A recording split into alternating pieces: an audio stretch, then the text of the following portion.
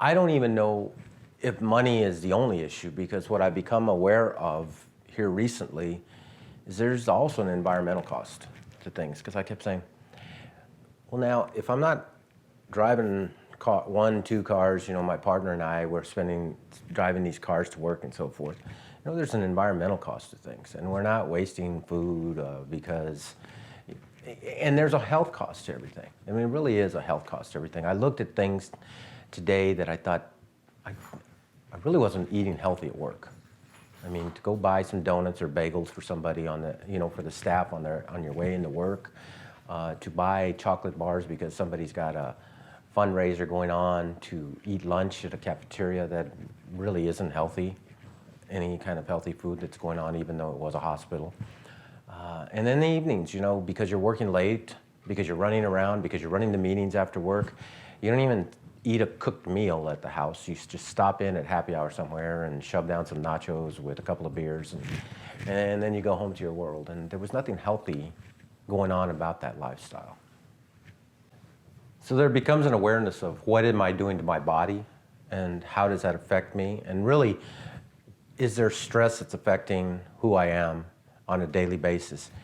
And I realized in that awareness that I think the real aha moment was when I went to my doctor to say, I can't sleep. And then I started taking sleeping pills to live a lifestyle that was so unhealthy, because in the morning I took blood pressure pills, and I had to take glaucoma drops, and I had to take medication for diabetes, and ask, you just make a list of, these are all the pills I take just to start my day. And then you take an assessment of the toxicity of what it does to your body, which I hadn't done inventory on that.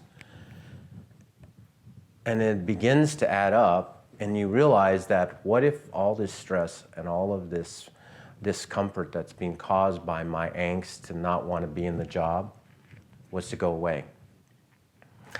And you ask yourself that question over and over. I think that's what, in fact, keeps people from wanting to make the leap and get out of a situation they're just not happy with.